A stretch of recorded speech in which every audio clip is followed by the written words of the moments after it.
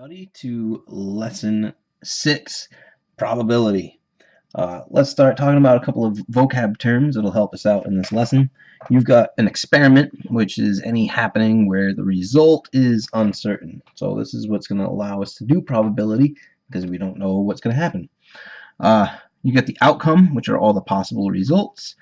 A sample space, which is the set of all possible outcomes.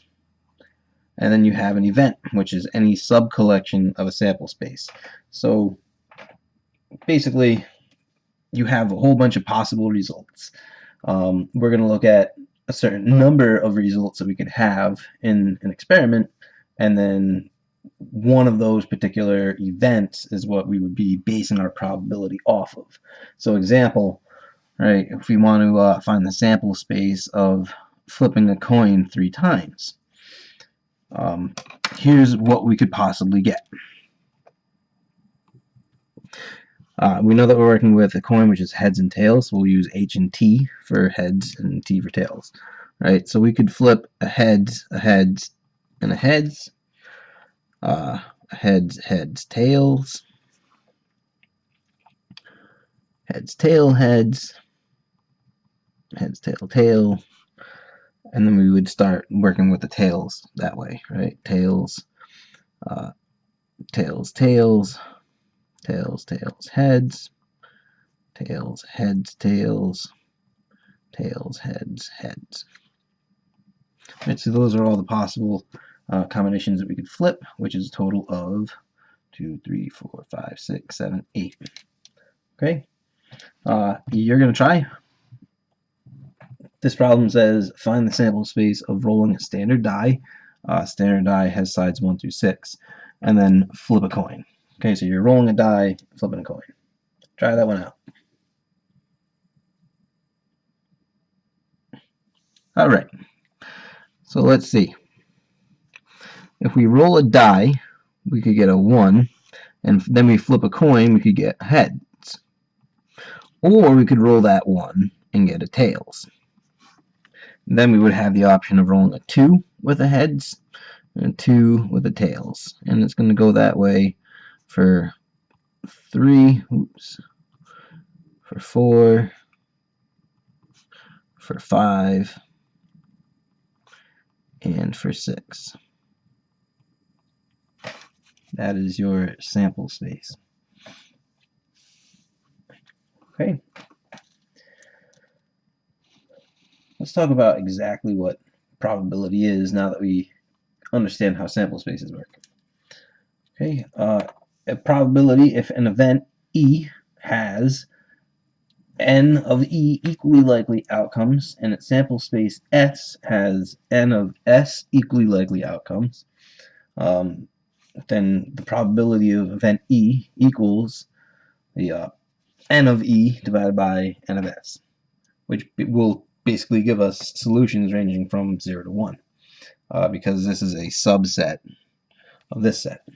Okay, it's going to give us somewhere between 0 and 1. So this is how the probability scale works, right? If we have 0 as our probability, it's impossible. It's never going to happen. As we start getting more likely for this occurrence to happen, if we get that 50-50 split, it's just as likely as unlikely at this point for that event to happen. Okay, it'd be like flipping a coin. And then when we start going to a certain event, which would be a probability of 1, this is more likely that that particular event will happen. Okay, as far as what these things mean, you're going to pretty much be finding your sample space down here and figuring out how many times something could happen within that sample space, and that's what will come up on top. Not too difficult as far as beginning probability goes. The general idea of it. We're going to stick with some pretty basic problems for what we're doing here. Alright, so we've got 3 coins are flipped. What is the probability of 2 coins landing on heads? So what we've got to look at is what our sample space is.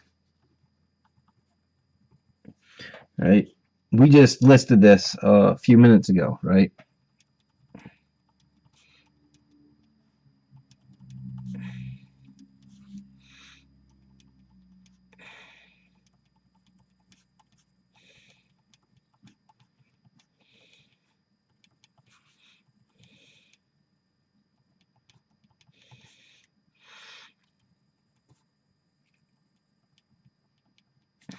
1, 2, 3, 4, 5, 6, 7, 8. So this is the sample space, right? This is what we could possibly flip using 3 coins.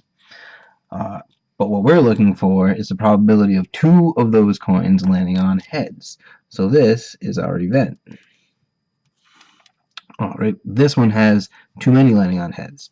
This one has exactly 2, right? Heads, tails, heads. Here we have 2 as well. Heads, heads, tails. Here, not enough heads coming up. Here, not enough heads at all. Here, no heads at all, none. And here we have tails, heads, heads.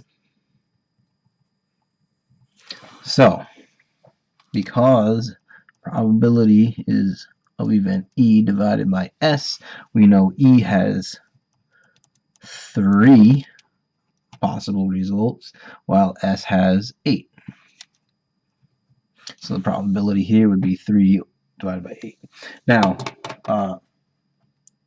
what we're going to be doing in the future for these problems, we can leave them as fractions, but generally speaking, we want this to be a decimal between 0 and 1.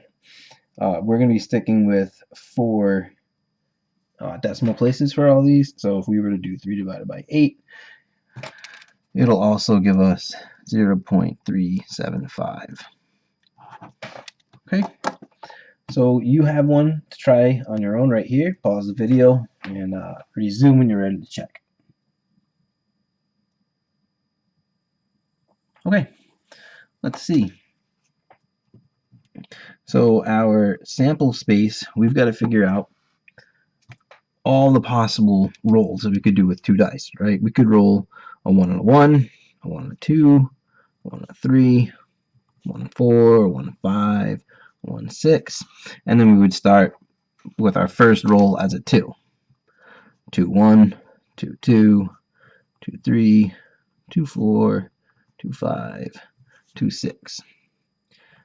Then your 3s. 3, 1, 3, 2, 3, 3, 3, 4, 3, 5, 3, 6. I'm going to drop down here for my 4s. 4, 1, 4, 2, 4, 3, 4, 4, 4, 5, 4, 6.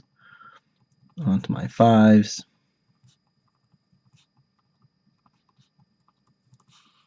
And finally my 6s.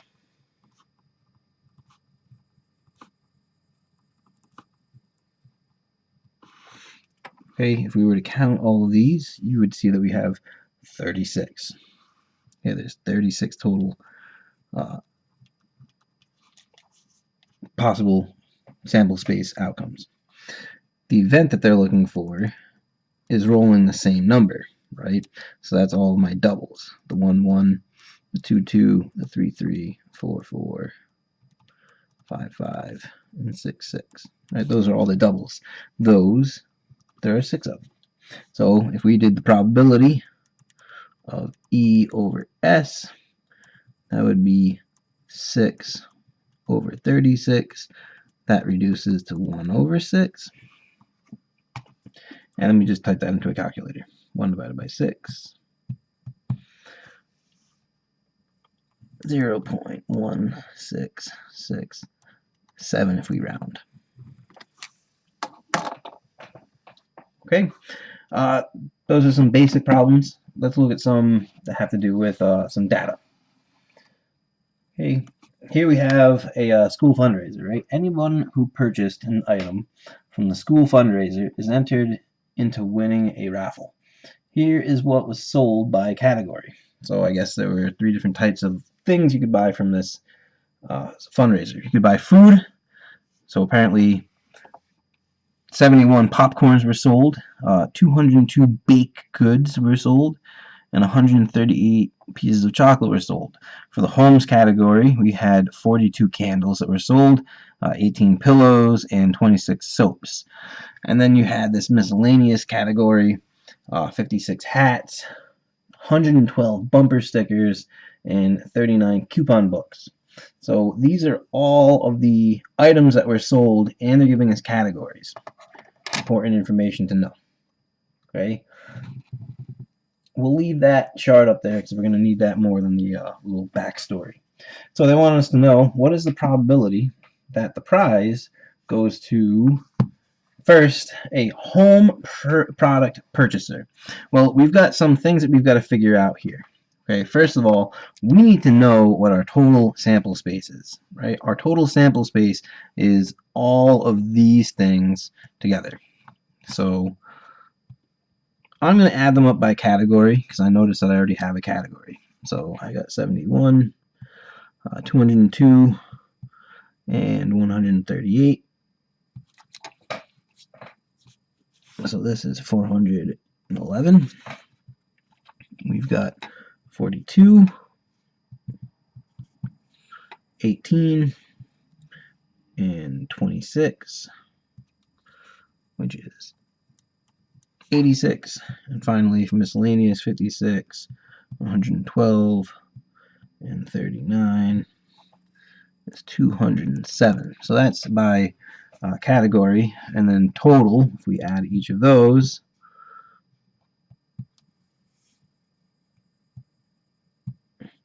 we get 704. So total, we got 704. This is our sample space. Okay. Now, they want to know how many home product purchases, basically, there were, which we just calculated that as 411, divided by a total sample space of 704. So that's going to be the probability of, we'll call this A. Right, this is event A. So let's see, 411 divided by 704, we get, oh, I'm doing the wrong one, I'm sorry. I was looking at food. I'm not going to restart the video for that, so let's just go back here. Probability of A. So let's see, I'm sorry guys, we had 86 out of a sample space of 704. All right, home. Good thing this isn't going out to the entire world to see, huh? All right, we get 0.1215, so the 5 will tell that 1 to round up to a 2.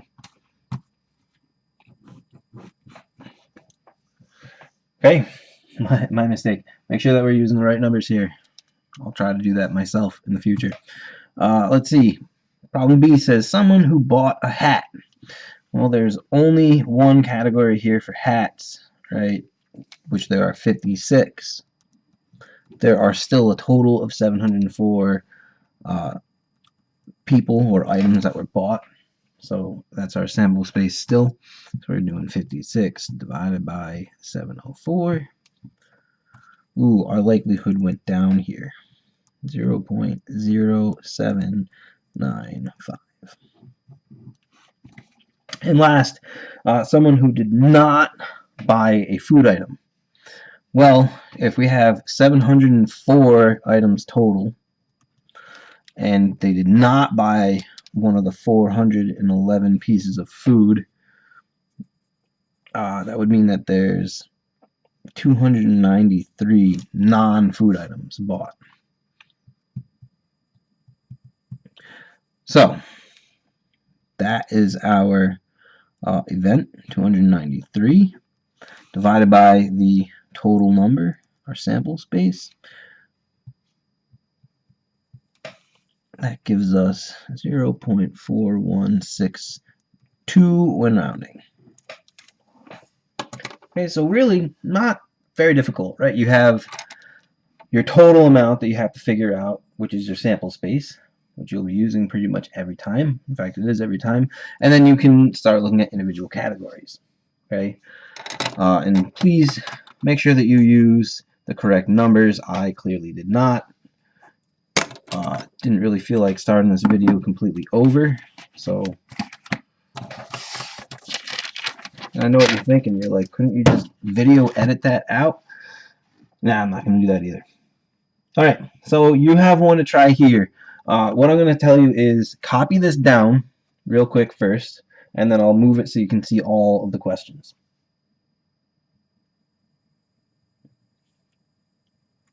Okay, if you need more time, pause the video, obviously. I'm going to show you the next couple of questions right now.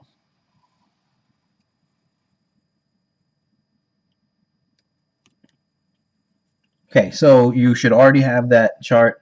We're gonna work on these problems right here. I'll show this for at least the beginning of it. So we want to figure out the total number before we do anything else here, right? So let's add up by category. You've got the aquatic animals, you've got goldfish, there are 39, and they're telling us that they're small, so apparently there's multiple things to keep track of here. We've got 6 turtles, 10 crabs, which are now medium size, and 7 frogs, for a total of 62 in the aquatics. Let's see, we've got 16 mice, which are small, 5 rats, which are medium, and 7 ferrets, which they consider to be large. Let's see, dogs we got 55, and cats we got 41 of. So that's 96 of what we would call domesticated animals. And then in the others category, they got spiders, because I don't know how to spell tarantulas properly, snakes, 28 of, and then birds, we have 30, for a total of 69 animals in the other category. Then we want to know the total sample space, so we add each of these up.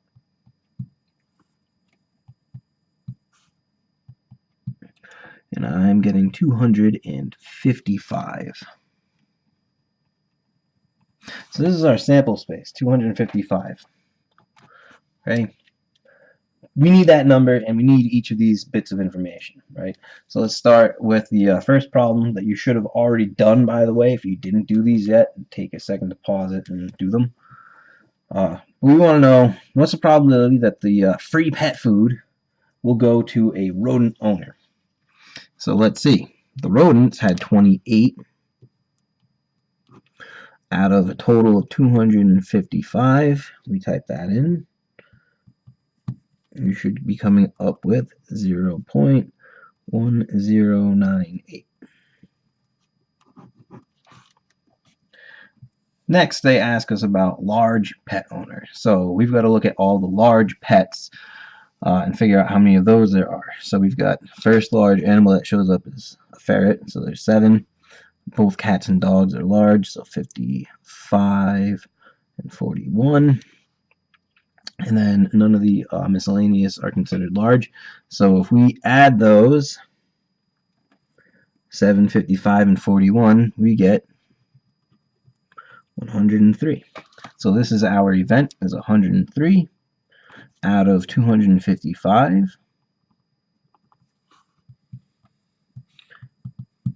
Gives us 4.039, or sorry, 0.4039. Hopefully so far you're doing okay with these. We want now the owner of an animal with 4 legs. So I threw in a little bit of a curveball at you. It doesn't say which animals has 4 legs. You have to think about it a little bit. Goldfish have no legs. Turtles have 4 legs. Crabs have 8. Frogs have 4. Let's see. Mice have 4. Rats have 4. Ferrets have 4. If you didn't know these about these animals, you could have probably Googled it. Dogs and cats. And let's see. Spiders, snakes, and birds. None of those have legs, or 4 legs, I should say. Alright, so let's see. If we add these up, 6 plus 7, 16, 5, 7, 55, and 41, that's a total of 137 4-legged animals. That's our event. So we want 137 divided by our sample space of 255. And we come up with 0.5373 if we round.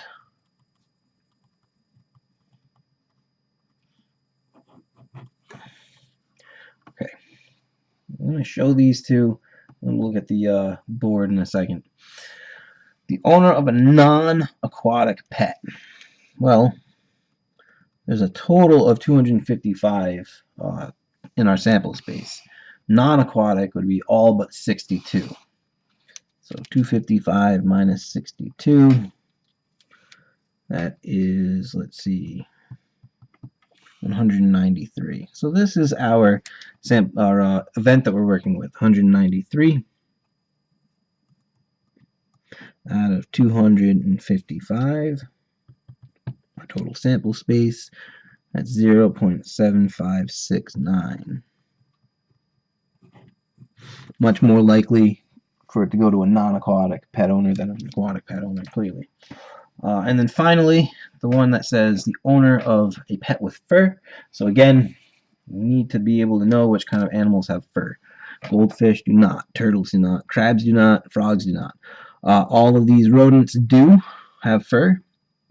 Cats and dogs, for the most part, have fur, and then none of these have fur. So we're talking about the rodents and the domestic, which is 28 and 96. And if we add those, we get 124. Okay, so this is our event, the pets with fur, which would be rodents and domestics. It's 124 out of the total of 255. That's a 0.4863 probability. Okay, hopefully you got all of those solutions. If you didn't, then now you know exactly where these numbers are coming from. Clearly you had to know a little bit about the types of animals. If not, then some research behind them would definitely help. Okay, we've got a little bit more left to go in this video. Probability takes a little bit of time because I am cramming in a lot of stuff at once. Let's see. Now we have and or situations, which we need to know the symbolism for this as well. Okay, and or. First we have and, which is represented with an upside down U. Okay, capital U. This says probability of A and B. So if an event can be in two categories at the same time, if we're talking about playing cards, hopefully you're familiar with playing cards. If you're not, you might want to get a picture of a standard deck to work with off of Google, right? If you are looking at a queen of diamonds, we can consider this card to be both a face card because it's a queen and a diamond because it's in the diamonds. So it's one card that fits into two different categories. Then we also have probability of A or B, which is the probability of A or probability of B, and we represent that with the capital U. This would be when an event belongs in a distinct category. So if you're rolling a die, you can only roll one number. So you could roll a 1. Or you could roll, let's say, a 5. Neither of these things can happen at the same time, but they each belong in its own distinct category. That's a 1, that's a 5. Okay? So we've got a little bit of information that tells us about or situations. If A and B are from the same sample space, like, decks of cards would be one sample space, all the numbers on a die is one sample space, then the probability of A or B happening is the probability of A plus the probability of B minus the probability of A and B. Why would we want to subtract the A and B? Because this is a card that happens twice, right? Like a queen of diamonds happens in two different categories. If we count it here in the face cards, and then we count it here in the diamonds, then we've counted it twice. So we've got to eliminate one of those, which is why we're eliminating the double. Okay? So we have an example right here if you want to quickly pause it and write this down. It says that we have a playing card is randomly selected from a standard deck of cards. 52 cards in a deck, right? Find the probability that the card is a club or odd. So we've got to make some little marks here, right? Our first, we have probability of event A, right? Pulling out a club. Or we have event B, which is pulling out an odd.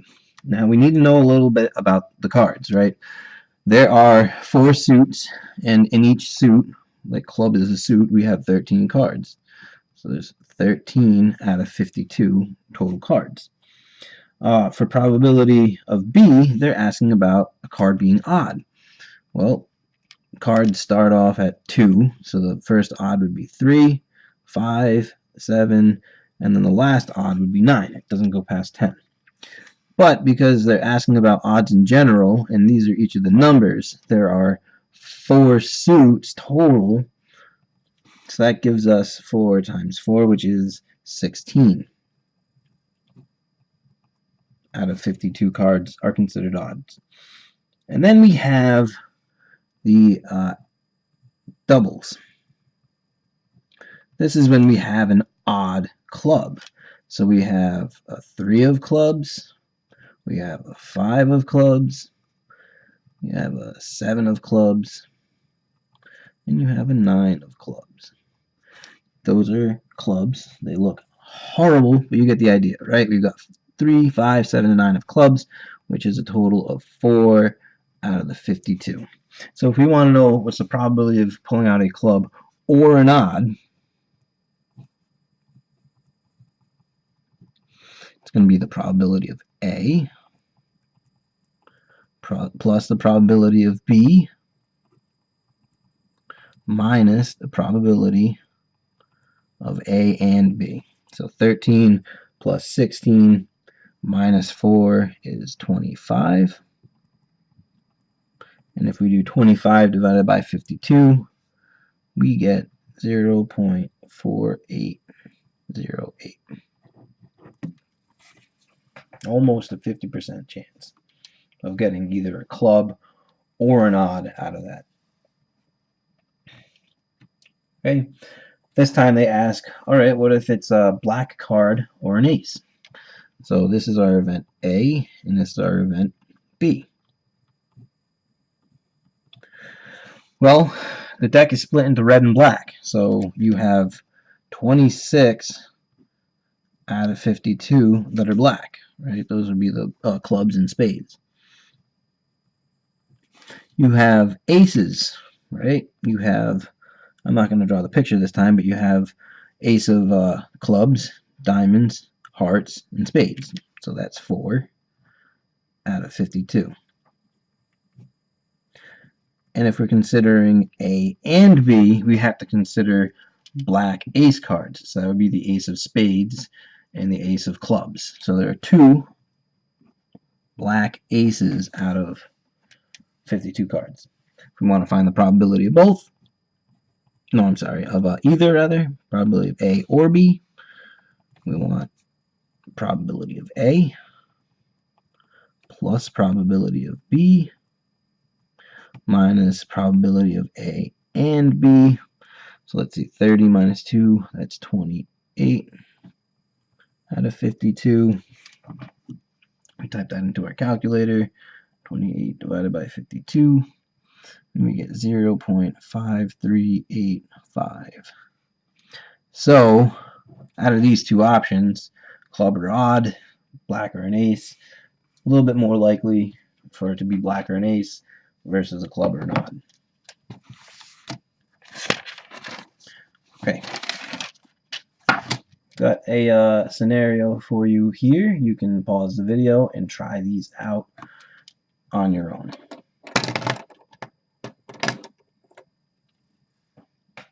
Alright, let's see how we did.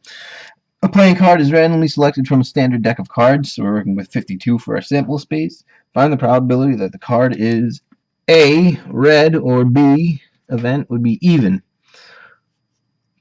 Let's see. Red would be half the cards, 26 out of 52. Even would be 2, 4, 6, 8, or 10. Those are all the numbers. Times 4 different suits. So that would be, let's see, 5 times 4 is 20. So we've got 20 out of 52. And then finally, if we consider both of those, we're talking about red evens, so there are 2 suits that are red times these 5.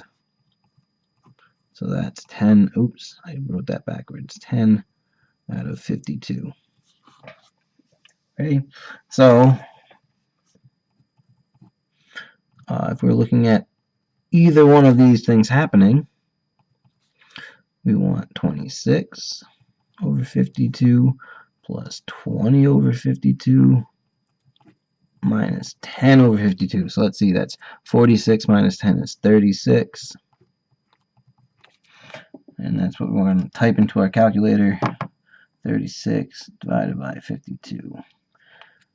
That's a 0.6923 probability. Okay, how about if it's a diamond or a face card? Well, let's see. Diamonds, there are 13 out of the 52 are diamonds. For your face cards, you've got Jack, Queen, and King in each of the 4 decks, so that's a total of 12. By the way, Ace is not considered a face card because it doesn't have a face on it. I know that sounds weird, but not everybody is aware of that. And then the probability of A and B, let's see, we would want a Jack, Queen, and King of diamonds, so that's only 3. So here's your probability of A or B. 13 out of 52 plus, let's see, 12 out of 52 minus 3 out of 52. That's 25 minus 3 is 22. So let's see, 22 divided by 52, 0.4231. Right, that 7 would round the 0 up. And then your last one, a little bit trickier. It says a 4 to a 10 or a spade. So we're talking about 4, 5, 6, 7, 8, 9, and 10 times all 4 suits, because it could be a heart, diamond, club, or a spade. So let's see, that's 1, 2, 3, 4, 5, 6, 7 times 4 is 28. If it's a spade, that's 13 out of 52. Or if it's a combo, right, 4 to a 10 of spades, that would be each of these 7. Okay, so we're doing A or B. That would be 28 out of 52 plus 13 out of 52 minus 7 out of 52. Let's see, 41 minus 7, that would be 34. Type that in.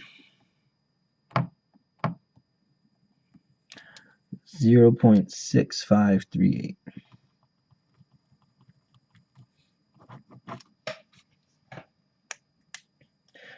Trickiest one, I think, on that particular problem. All right, we're almost done. 2 pages left, I swear. We've got mutually exclusive events. This is when we've got 2 outcomes that cannot occur at the same time, kind of like what we were just talking about, rolling a 1 or rolling a 5, right? A 1 and a 5 is a separate category, and there's no way for me to roll a die once and get both. Only one can show up. So if A and B are mutually exclusive, then the probability of A or B happening is equal to probability of A plus probability of B. They're mutually exclusive. They don't fit in 2 categories at once. So we don't have to subtract away where it fits in twice. So we've got a couple of examples. If you want to pause it real quick and write these, these ones down, we'll go over them in a minute. Okay, let's see. This one says, what is the probability of rolling a 1 or a 5? Seeing as we've used that example a few times, right? 1 would be our A event, 5 would be our B. So if I roll a 1 out of 6 possible sides, or this one says I could roll a 5, which is one number out of 6 possible sides. So if I want to know the probability of rolling a 1 or a 5, that's 1 out of 6 plus 1 out of 6, 1 out of 3 chance, which is a probability of 0.3333. Okay, so we finally answered that question. It's shown up a couple of times now. Right? Probability of rolling a 1 or a 5, that's 2 out of 6 of the sides. That's a 1/3 chance. Alright, now we got the one about Skittles. These are a little bit more fun. Right, we have a bag of Skittles, and in it there are 14 purple, 19 yellow, 12 green, 19 orange, and 21 red. What is the probability that the first Skittle you pull out is green or yellow? Well, oops. We need to know what our total sample space is. So we've got to add up 14, 19, 12, 19, and 21. That gives us a total of 85. So our sample space here is 85. Okay, I'm just going to keep that. They want us to know green or yellow. So green or yellow. Well, there are 12 out of 85 green. There are, let's see, yellow. There are 19. So the probability of A or B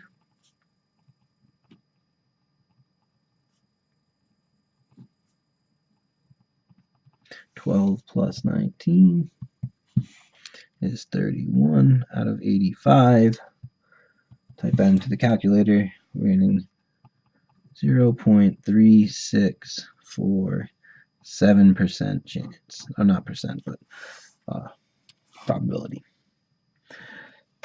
Alright, then you got not red. So we've got to add up all the ones that are not red. We would technically have more than just one event, or two events rather, right? We have 4 events because we're including purple, which is 14 out of 85. Yellow is 19 out of 85. Green, orange, and we're not including red. So we've got these 4, which are all individual, possibilities. They're mutually exclusive. So we add all those up. We get 64 out of 85, which is 0.7529 probability. By the way, we could have just subtracted the 21 from the 85 to get 64 like we did in the past too, but this just shows you that it works the same way. So you've got one that's asking you about purple, orange, or red. Pause the video and try that one out right now. Alright, so we can actually break this up into multiple than just A and B. Right, probability of A, which is purple, would be 14 out of 85. Event B, orange, is 19 out of 85. And then we have a third event, C, which is red, 21 out of 85. So if we're doing all 3 of these, that would be 14 plus 19 plus 21. You add all those, 54 out of 85. That's a 6.353. This is officially the longest video of all of them so far, I guess. There's only one more unit, so who knows, maybe I can break this record. But we're on the final page. So if you've made it this far, you're doing good. Okay? This is our last thing that we're going to talk about here. Independent events. These would be multiple events, or it could possibly be the same event happening multiple times that has no effect on future events. So if you play a board game and you roll a die this time, it's not going to affect what happens the next time you do it. Versus if you, I don't know, eat one of the Skittles that you had pulled out of a bag, you have a different sample space now, so it does in fact affect the future. We're talking about the situations where it does not affect the future. Okay, so if A and B are independent, right, they don't have any effect on each other, then the probability of A and B would be equal to the probability of A times the probability of B. Let's see some examples. Okay, I'll keep that formula up. What is the probability of rolling a 5 3 times in a row? Right? Rolling a 5 once doesn't affect the next roll. It's just what's the chance of you rolling 5 3 times in a row? So, our event is the number 5, which can happen 1 out of 6 times, right? Because there's 6 different numbers that you could roll. So that's happening once. That's our first roll. If we roll it again, it's still 1 out of 6 for that second roll, for us to roll a 5. And then we roll it again, it's still a 1 out of 6 chance for us to roll a 5, right? So if we multiply, that gives us 1 out of 216, which is a 0.0046 probability. So yeah, it happens that you roll a 5 3 times in a row, but it's not the most likely things to happen, right? There are far more likelier things that you could do. Here we've got a computer randomly generates numbers from 1 to 25. What's the probability that the first 3 numbers are all multiples of 3? Well, we need to know what the probability of this is to happen, right? A number 1 to 25, that actually is a multiple of 3. Okay, so let's see. You've got 3, 6, 8, 12, 15, 18, 21, and 24. Those are all numbers that are multiples of 3 that are within 1 to 25. So 1, 2, 3, 4, 5, 6, 7, 8 out of a total of 25. Right? Because those are all the numbers they could pull. But we're asking about the first 3 numbers that this computer spits out, right? It's going to spit out a random number 3 times in a row. So we've got 8 out of 25 times 8 out of 25 times 8 out of 25. Let's see, 8 times 8 times 8, or 8 to the third if you're using a calculator that can do that. It's 512. 25 times 25 times 25, or 25 to the third, is 15,625. That's what we're going to type in. 512 divided by 15,625. Our probability here is 0.0323. So you're more likely for your number to 3 numbers that come out first on this computer generated between 1 and 25, it's more likely to happen than you rolling a die 3 times in a row and getting a 5.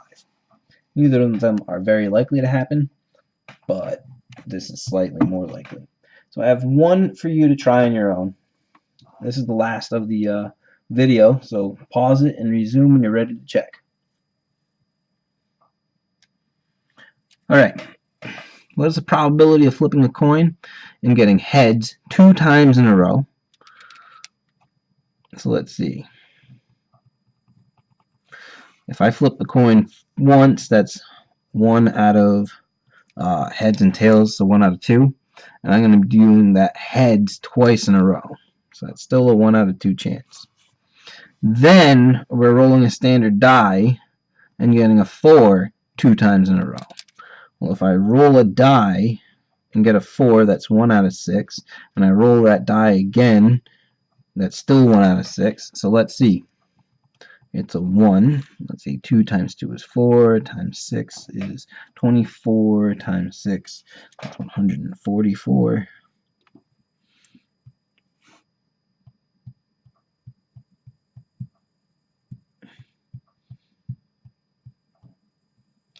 And we want 1 out of 144, which is 0.0069. Wow, so you're actually more likely to flip a coin 2 times in a row and getting heads, and then rolling a standard die 2 times in a row and getting a 4 than you are rolling 5 threes in a row.